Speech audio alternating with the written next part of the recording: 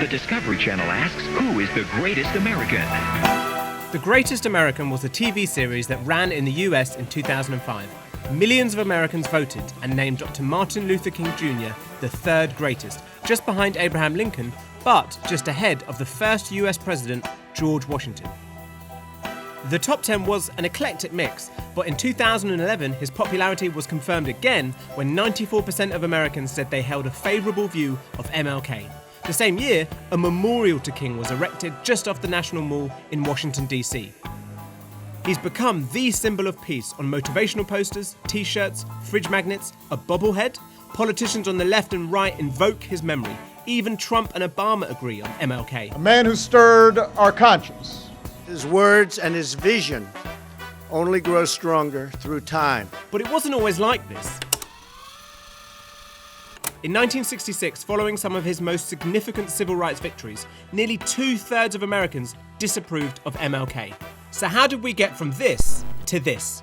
In order for King to become a hero loved by nearly all Americans, his transformative politics and criticisms of the country's inequalities have been cherry-picked, leaving behind a diminished legacy that ignores the real visionary who led a movement.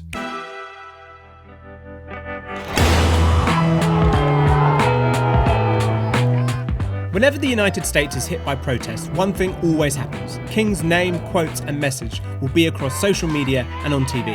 Dr. King persevered. This is not in the spirit of Martin Luther King. I just want to leave you with a quote from Martin Luther King Jr. But that would have surprised King, because he struggled throughout his life to get Americans to back non-violent action and his ideas. Civil rights protests were just unpopular. The National Guard of Illinois was called out to protect the marchers from jeering angry whites. Take the Freedom Rides in 1961. Only 24% of Americans supported the campaign to desegregate public transport. And the famous March on Washington in 1963, before it took place, only 22% of Americans were in favour of it. And it wasn't just that many Americans thought the civil rights movement was moving too quickly. Any acts of violence at the protests, like objects being thrown at police in Birmingham in 1963, were used to discredit Martin Luther King and the wider movement. But surely we have had a fair amount of violence this year already. I do not approve of violence, whether it is perpetrated by racists or whether it's perpetrated by Negroes. But violence did play a crucial role in King's eventual success. After being arrested in Birmingham, he wrote a letter from his jail cell. In it, he explained how non-violent direct action created a tension, a situation so crisis-packed that those who refused to engage with the African American community were forced to confront the issue at hand. Basically, he was saying that peaceful protest doesn't work alone. It needs drama, a crisis, to make change happen. The strategy worked best when peaceful direct action was confronted by brutal state violence, most famously in 1965, helped by a decision by network television.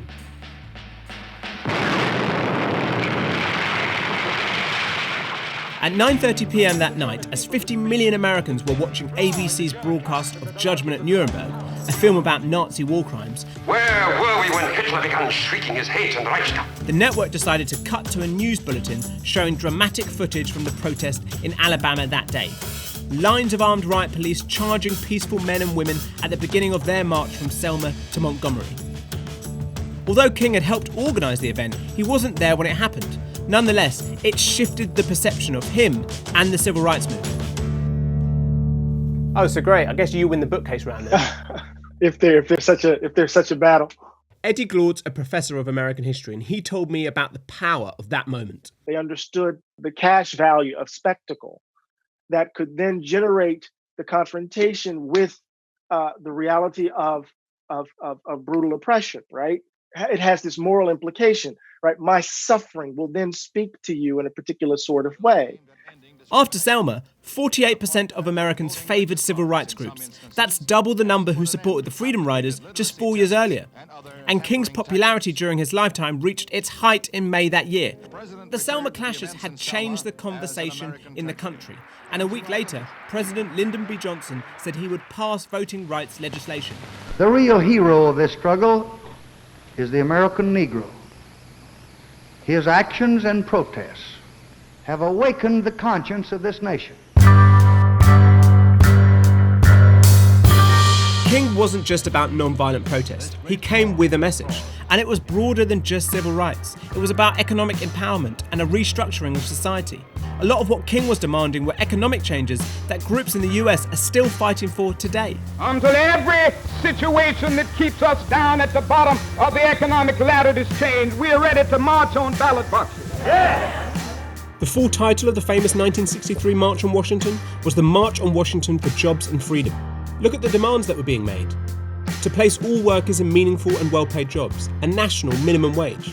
King went on to co-found the Poor People's Campaign in 1967, and that group went even further. They demanded sweeping economic reform, including measures for low-income housing, full employment, and even a guaranteed annual income.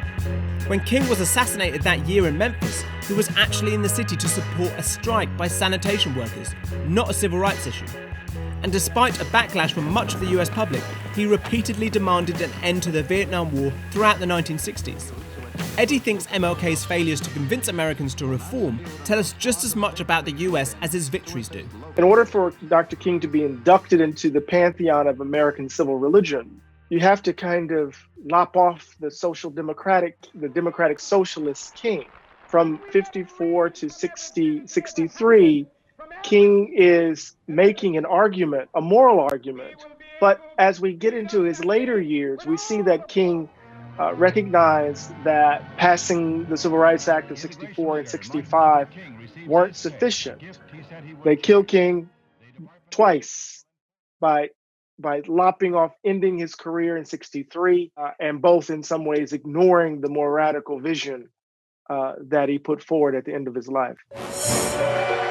In recent years, it hasn't been hard to find examples of US politicians and international media attacking groups pushing for radical change in civil rights and economics. We're going to defeat the radical socialists, far-left extremist groups. Black Lives Matter is a far-left Marxist organization. Go back to King's time and the attacks against him look very similar. Have communists infiltrated the movement? I certainly don't think so, Mr. Spivak, and I would like to vigorously deny that. King was often portrayed as a communist, an anti-American revolutionary threatening the US way of life. Even the FBI thought King might be a communist and wiretapped him throughout the 1960s. A former member of the Bureau told a Senate Select Committee in 1975 that King was the target of an intensive campaign by the FBI to neutralize him, and that in this fight against King, no holds were barred, including delving into MLK's private life in order to discredit him, revelations which have caused controversy in recent years. Guess I look all right. This is Jason Sokol. He's written a lot about civil rights, and his most recent book deals with King's legacy. Majority of white Americans really loathed King. He was thought of as a rabble-rouser, an agitator. He was denounced as unpatriotic because he criticized the waging of the Vietnam War. Thought of as a communist. And how did King respond to all of that? He thought the rest of the country might come around, basically. He received a rude awakening. I mean, he went to Chicago in 1966. He was pelted with stones in a park by white people. I think in a way that shocked him, prompted him to sort of think bigger in this indictment of the nation as a whole. When you think of Dr. Martin Luther King Jr., chances are you think about this. I have a dream. One of the defining speeches of the 20th century. My 4 little children. We all remember the parts about judging people by the content of the character, of all men being equal, of letting freedom ring. And so millions of white Americans took that to mean that King was for colorblindness and that he wouldn't, want any sort of special program for African Americans, which was absurd. Do you think that we've forgotten about important parts of that speech? He talks about, quote, the unspeakable injustice of police brutality, right there. Talks about the whirlwinds of revolt that would shake the nation if justice didn't come soon. At Harlem's Riverside Church in 1967, King showed America how far his thinking had moved in a speech called Beyond Vietnam. In it, he attacks broken promises made by the US government, the failure to protect the poorest, and for the unrelenting focus on war and military spending.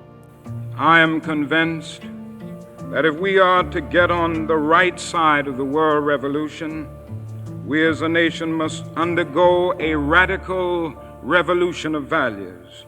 Following this speech, King received widespread criticism. He was called a hindrance to the civil rights cause, told that his usefulness was running out, and that he was making an error by some of the country's leading newspapers. So what was going through King's head in those final years? King is confronting in the last days the ugliness of the country. You know, he doesn't die with the heart of a 60-plus-year-old man for nothing. He suffered from profound depression because the nation betrayed him, betrayed us again. And he knew it. He knew it.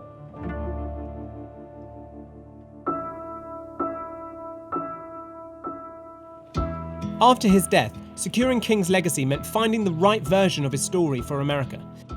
Claiborne Carlson was chosen by Dr. King's wife Coretta to be in charge of his papers at Stanford University. And he also led the eventually successful campaign to have King's birthday declared a national holiday. I recognized that you had to identify him with his speech at the March on Washington, not the speech he gave condemning the war in Vietnam. So you had to emphasize those parts of Martin Luther King that most white people are now willing to accept, even though at the time, probably if the Civil Rights Bill had come up for a vote, I don't think it would have passed. So Eddie, how should we remember King? Oh, I want us to remember the entire King. The young man and the young preacher in Montgomery, to the person who's murdered in Memphis. It's a story of America. It gives us a sense of the darkness of the country, an example of what it means to struggle, even though there's no guarantee that we're going to transform the place. When people turn King into a meme of peaceful nonviolence, we're choosing to ignore that the majority of Americans didn't believe in his campaign at the time. The story we remember today of King's quest for justice is a fragment of the whole narrative. It was a long struggle, constantly stalked by violence, with accusations of anti-Americanism. King's popularity is definitely a sign of how much America's changed, but the fact that his story is so poorly told is a clear reminder that the systemic problems of racism and economic inequality that he fought against are still widespread in society today. The evening before his assassination, King remained optimistic that one day America would right those wrongs. I may not get there with you, but I want you to know tonight that we as a people will get to the promised land.